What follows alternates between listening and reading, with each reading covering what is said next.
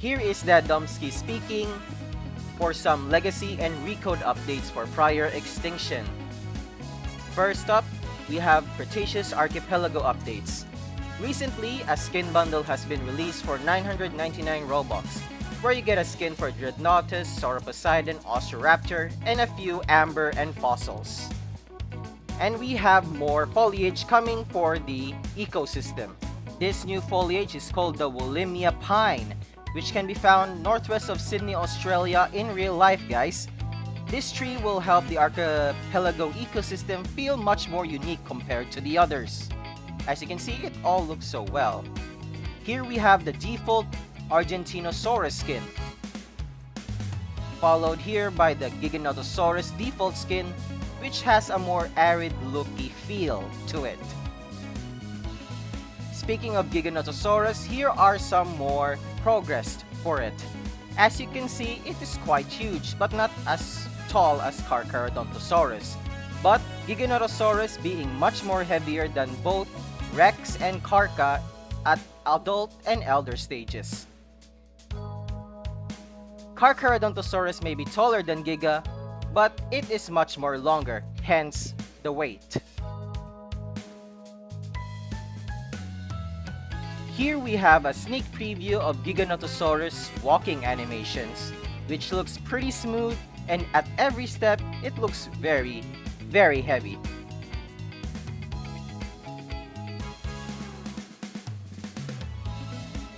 Next up, we will be hearing each of the Giganotosaurus roars.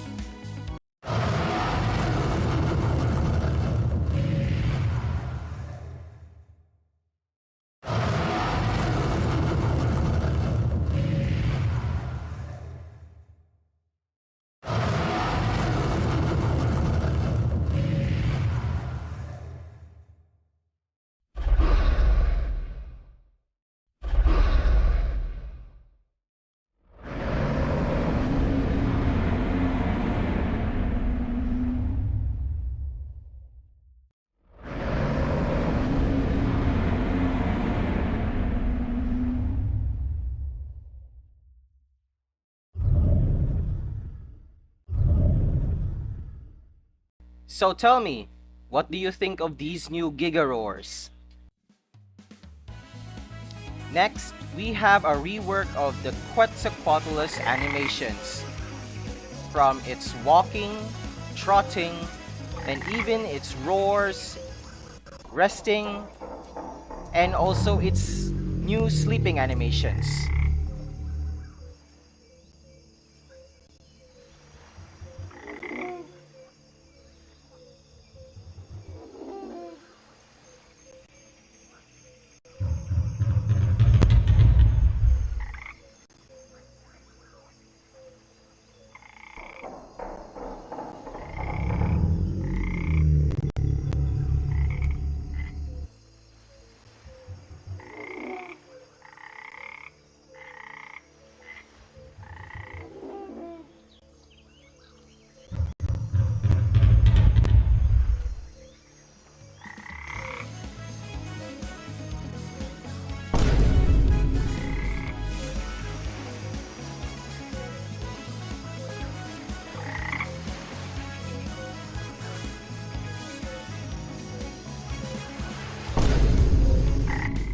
Not gonna lie, the sitting animation looks funny, but it kind of fits Quetzalcoatlus pretty well.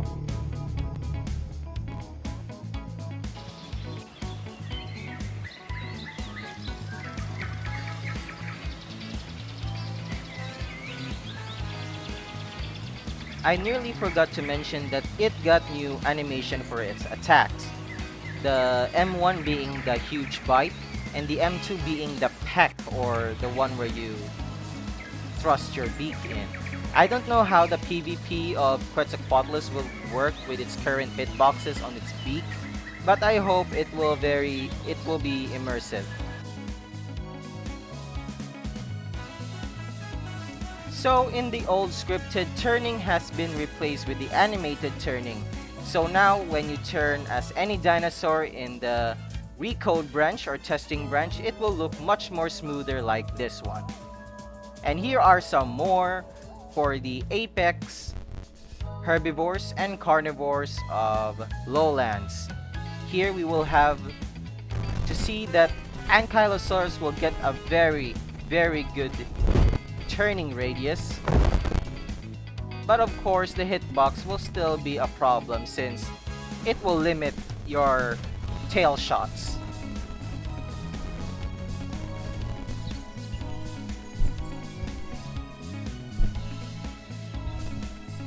Here is an Elder Rex's turning radius, which is very tight, and it will very help those players that are having a hard time chasing and biting off someone off their tail.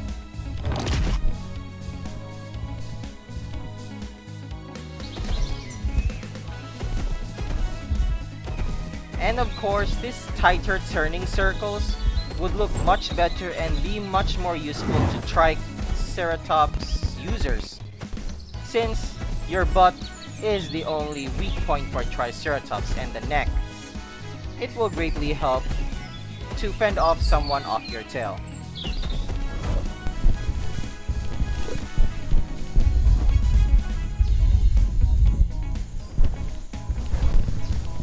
I don't know if Edmontosaurus will get any new special attacks, but the hitbox on the legs and the tail are at very good range still, even with the new Rico PvP hitboxes or attack boxes.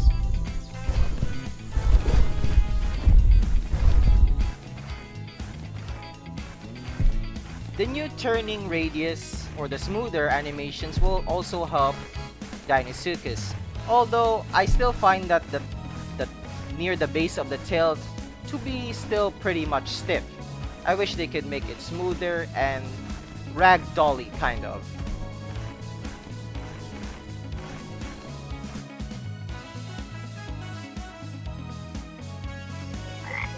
Here is also a first look at the new biome in the Lowlands ecosystem at the Recode.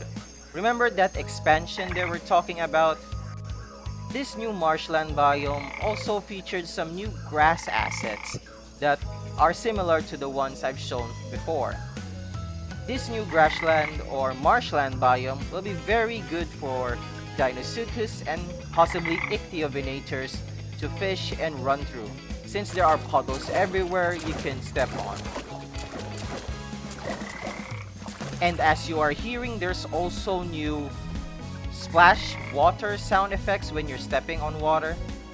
I don't know if it's just the Deinosuchus, but for everybody. It seems like bit by bit they are slowly recoding the game. From new sound effects, the new map, new mechanics, especially flying, and I can't wait what they have to offer up more next week. I hope you enjoyed this little update video. Until next time.